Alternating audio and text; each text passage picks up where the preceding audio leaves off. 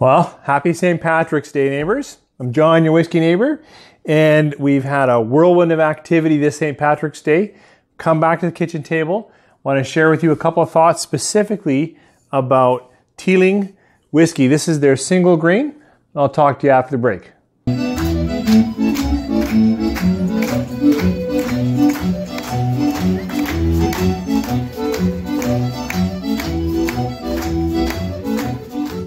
Thanks for staying with me through the break. And as I said in the opener, happy St. Patrick's Day. It is actually St. Patrick's Day 2019. And I hope that you are with friends or family and having really a great time visiting and celebrating today. My weekend has been moving around to, I think we started at the Irish Club this morning, and then we went to maybe some retirement centers, went to a couple of pubs, and whatnot, because my daughter is in Irish dance, which is phenomenal. She is amazing, an amazing young person. Maybe when I sip during those lulls, I'll slip in a couple of clips of her dancing. So I had hoped to talk about this leading into St. Patrick's Day, just to help you with any kind of purchasing decision or whatnot. But now this has turned into a bit of just kind of a celebration of all things Irish. And today that's Irish whiskey. Teeling, this is, as I said, this is their single grain. So they have the three that most commonly you'll find will be a small batch, a single grain, and a single malt. The small batch, I think it's finished in rum, and it's got to be a blended whiskey as well. So there'll be some grain and some malt in there. Then this is just a single grain, but it's non-chill filtered, which is awesome, 46%. And this one is aged in, it just says wine casks on here, but these are Californian Cabernet Sauvignon barrels. And I think I've looked up that it's been aged for just under 6, which means 5 years. So it's a little young. This particular one was bottled in 2016. Teeling is out of Dublin, and I've had a couple of chats through, I'm going to forget his name, but fellow who dropped into the channel and said, I'm in Dublin and it's one of my favorite whiskeys. You got to try it, John. And so I really wanted to have that. But right now, this is actually sourced from the Cooling distillery. Cooling makes, Kilbeggan, Two Gingers, Tyrconnell, and Connemara. I think those are the main Irish whiskey coming out of there. And this is under contract from them, so they've made it for them. But when I was looking around the history, because I like to try to share some history with you guys, it looks like the person who founded the Cooling distillery is a distant, far back Teeling relative. Their last name was Teeling. So it's kind of a neat connection that they've all come back. Now I know they've built their own distillery. I think they started distilling in, I'm going to get it wrong, maybe 2013, somewhere in there. So this is still sourced, but pretty soon we'll be drinking their stuff.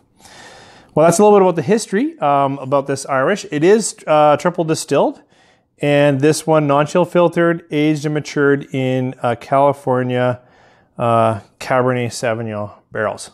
Let's see how she smells, tastes, and if it's worth your while.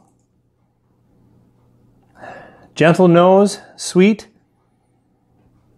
fruity, like pithy fruity for me, apricot maybe. Since I know it's aged in wine, I start to already thinking that a little bit on the nose, but I think if you didn't know that, if it was poured for me blind, I wouldn't right away get wine on the nose. I'd get just a fruitiness, right? So, but a juicy fruity, maybe a grape.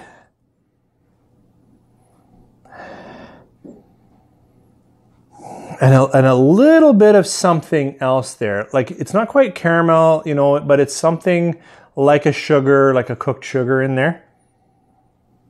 So fruity, a little sugary, cooked. Nice nose though for 46. Let's see how she tastes.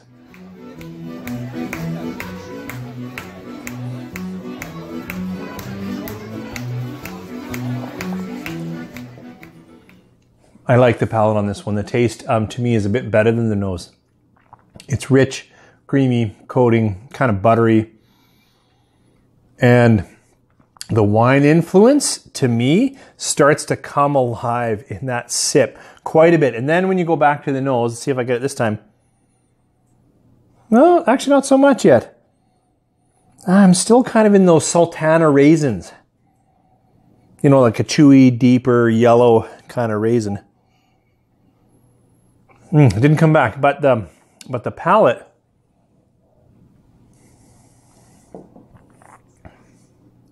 Yeah, it's still light. It still has that Irish kind of light, but creamy, fruity, and a little bit of the spice comes in. There is some spice in here. Not huge, but just that edge of baking spices that I think kind of brings it together. It doesn't, for me, have a lot of oak influence. It's really all about the fruits and the coating and the sugars and are they balanced well? And they are. A little bit, the finish is kind of light, but it's pleasant. It doesn't edge to bitter. It, well, a little bit there at the kind of the far end of the finish.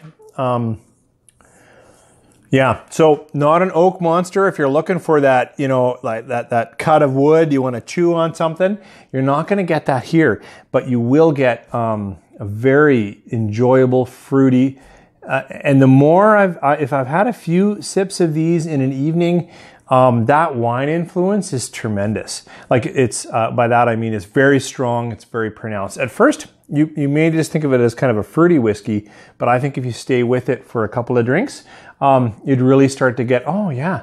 Like I remember the first time I kind of got into it, I've got a number of Canadian whiskeys that have been finished in wine. Bareface is a recent one. But the Wayne Gretzky, the ice cask, the full proof or 99 proof, those are all ended in a wine cask. And there are parts of this whiskey that remind me of that series. Now that series has rye spice and whatever, and I wouldn't say they're the same whiskey, but I was starting to go, okay, I can pick up that, especially that Cab Sav, that kind of that red musky starts to come out.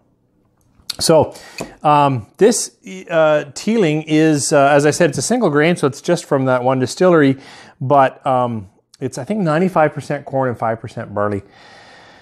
If I were to rate this on 5, I think it's easily a 4-star whiskey, if not even more. I actually quite like it. So I would recommend trying it. I would definitely say this should be tried, and if you haven't picked up a whiskey for the evening, I think you could bring this to an Irish party, and I think most people would enjoy it. Yeah, great flavors.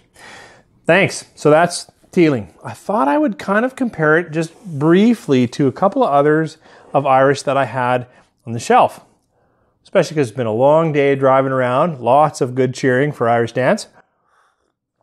Maybe have another drink or so. So this one is Jameson Cooper's Crows. This is part of the Blender's Dog, Cooper's Crows, and the Distiller's Safe, just highlighting the different parts of the distillery process. I've talked about this before, but this is only 43, but it's also non-chill filtered. Let's see how it goes. Nose is much spicier, a little harsher actually, which is odd because it's only 43%. This one's 46.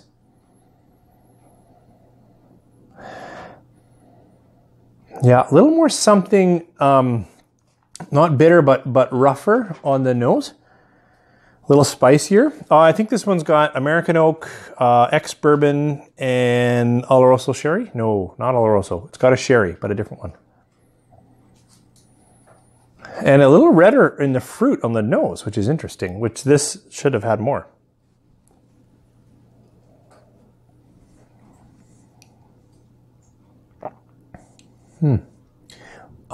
Just in the short comparison, a little spicier, a little more caramel. Yep, I would say those two things. A little spicier, a little more caramel, not as smooth, not as sweet, and not as fruity. Okay, and I wanted to talk a little bit about Yellow Spot. If you follow my channel, Yellow Spot is, I think it's under contract by the Middleton Distillery, but it's still somehow selected by the Mitchells & Sons, and it really speaks to, they used to buy unaged whiskey and then age it in the catacombs down below, and this is their 12-year-old. It also has bourbon and sherry, but it has Malaga wine casks in it. 46 non-chill filtered. All of these are delightfully non-chill filtered, and I think natural colored, which is fun. I don't know how to describe a smoother nose. but I would say this is a smoother nose.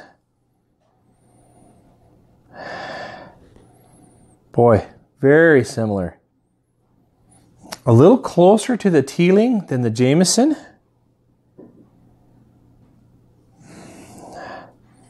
Yeah, a little sharper, a little more apricot pear on the fruit. Let's give it a taste.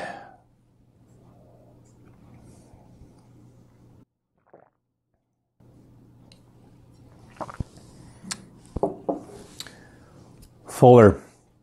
It is a little richer than both of these expressions. Just a little more spice, a little more hug.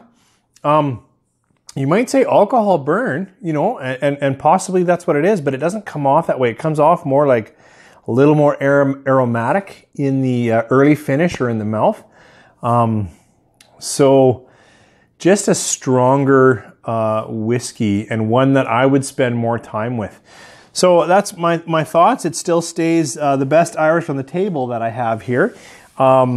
The Coopers and the Teeling were really quite similar, but I would say the Teeling is actually kind of the gentlest,